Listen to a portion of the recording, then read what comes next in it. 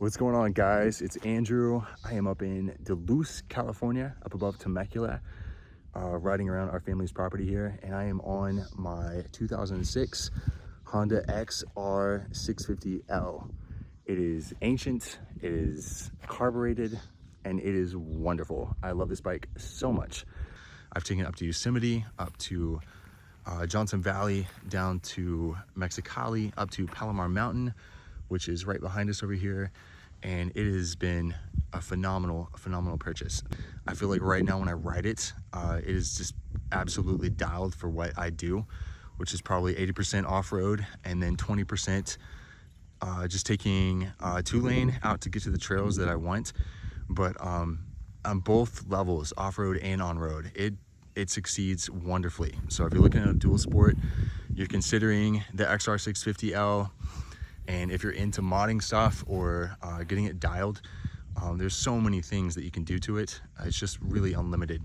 So I'm gonna walk you through the pieces that I have done to it, the changes, and I think this is a great platform to do your own stuff. You can always customize it, but this is just a few things that I have chosen to put on it that I really enjoyed. So I hope this video helps you. If you're looking for a dual sport, do it. You won't regret it. It's a great combo of dirt and on-road. But let's get into it. So right out of the gate, you'll want to change your fuel tank out if you're doing any kind of serious riding or want to go more than 100 miles. The tank that comes on these is so little and so small.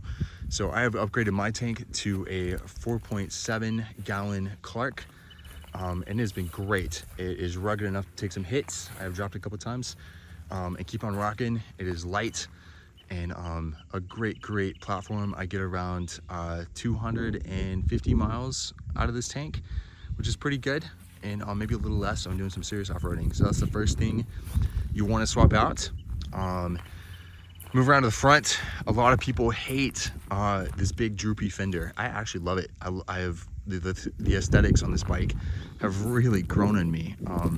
The square headlight, the big droopy fender, and then back at the back, the taillight assembly. A lot of guys swap these out and put on just an LED that kind of cleans up the rear, but I think it's kind of balanced. The longer I've had it, the more I appreciate its big, clunky, early 90s vibe, and I pretty much dig it. So another thing that big fender allows you to do is put on a fender bag, which is pretty rad. So I've added a fender bag from Giant Loop.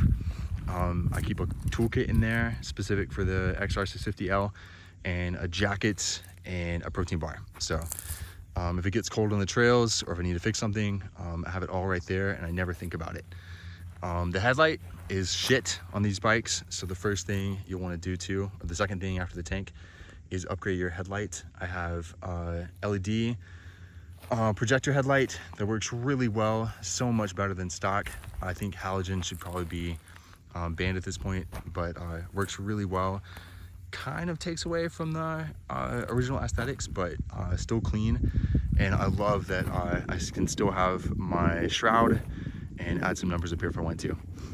Moving on, the shocks are Showas originally. I have them dialed for myself. I weigh 200 pounds. Strongly recommend finding out what compression rate and how much air to put in these. Front and rear can be adjusted on this bike, and when you get it set for your weight, it's just phenomenal. It works really well. You've got about 13 and a half inches of ground clearance, and it soaks up everything. I haven't had any problems going over rocks, stumps, logs, sand. It just eats it all up. Tire wise, I swapped out tires. I'm running a Pirelli MT21 on the front with a Moose 3mm heavy duty tube, and in the back I am running Dunlop 606 130 with a 4mm natural rubber Michelin. So I didn't go tubeless, but I did put some heavy duty tubes in there just to make sure that if I'm running low tire pressure, I'm not going to pop a tube. I don't want to pinch on a trail and fuck my day up. So moving up, I swapped the exhaust out for FMF PowerCore 4. Great sound. It really opens up the bike. It is also compliant with the off-road sections we have here. So if a ranger stops you, it is compatible, and you won't get in trouble for being out in BLM land. Another thing that I've done on the rear wheel, I changed out that really shitty plastic shroud that covers your rear rotor with this metal one from Duval, and it is so much better.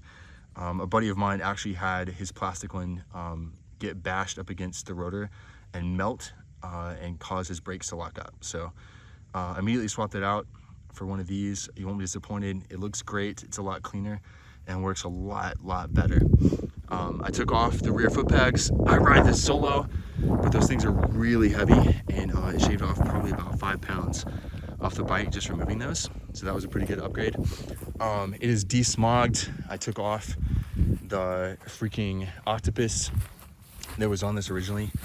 It was right here, so it's all gone, and it runs a lot better. It has a JD jetting kit in it, which is specific for my altitude, what I'm doing, and really gave the bike the power it needed.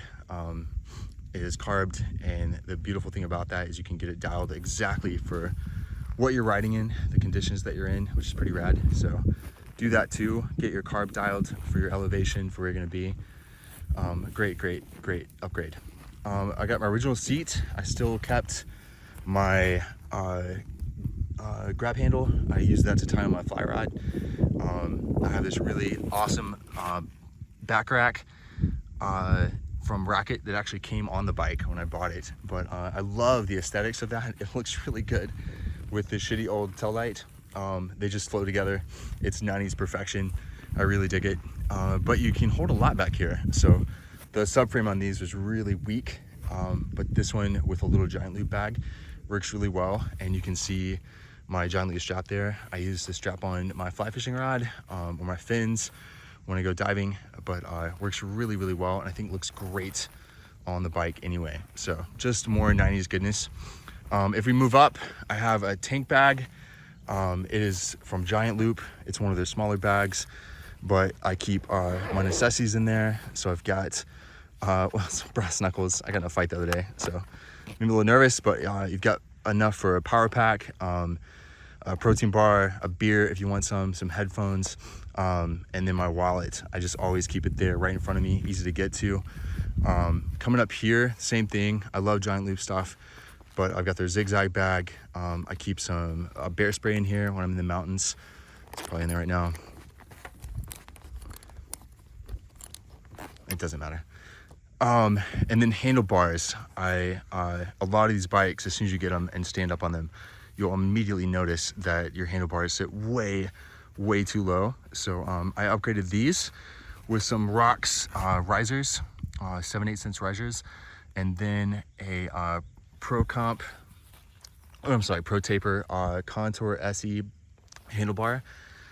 These 7/8" do need bar brace, but it's actually good because I love running this bag setup, and it puts the controls in an almost OEM stance, and still brings it up about 3 inches. So you still have the body position you would in the natural setting, but it raises it up so that when you stand up on the bike, it's much more comfortable and easy to control. So the last thing you want to do is have your controls all in your lap when you're just trying to ride. I fall over a lot out in the sand, so I did get these Acerbis X Factor handguards. They're $100 and they're fabulous. They're heavy duty, easy to mount, super dependable. I run them on all the bikes I've ever had for off-road. Very rad. And I also changed out my grips to these Pro Taper pillow tops. I do a lot of long rides, and that helps with dampening in the handlebars, so I don't get that vibration shaking my hands the whole time. Really a cheap and easy upgrade, and will save your arms in the long run. I kept the mirrors stock. I don't mind Mickey Mouse ear mirrors. I know a lot of dudes scrap those, but it doesn't matter to me. Dudes moved around to the left side. I left the OEM shroud that covers up the battery. I actually like the symmetry. The right side sticks out, covers up the exhaust. The left side covers up the battery pack. I did swap that battery out for AGM. It's got a lot more reliability, and I'm out in the wilderness often, so that was a good upgrade. I did upgrade the shifter lever to an IMS, a lot beefier, highly recommend that. I did take out the snorkel to get more airflow, and I did upgrade to a old K&N air filter, a lot more oil, or a lot more air coming in, and a little bit more performance. So I'm right at 39 horsepower.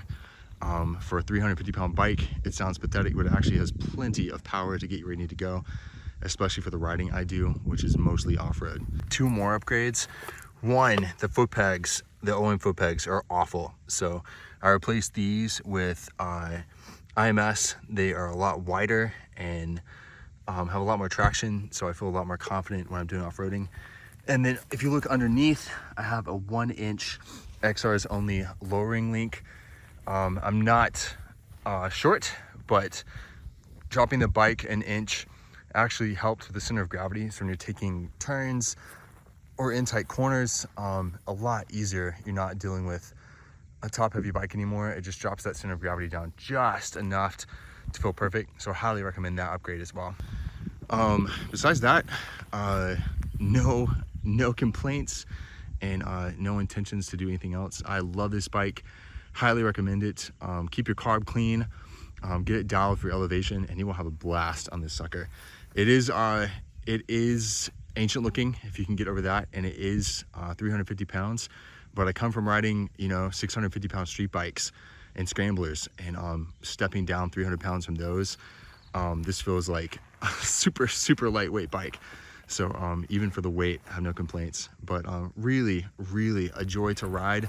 Have absolutely loved it. Oh, and I have a bash plate installed. Get one of those. It's beefy as hell and will protect this engine. Dudes, if you have any questions, leave a comment. I'll get back to you. This is just my personal vlog, so I'm on here occasionally. But I really love the dual sport community. I love being outdoors. I love all the beautiful trails we have here in Southern California. It's just wonderful. It's like a mecca for guys that love off-roading. So hit me up, and I'd love to go ride with you sometime.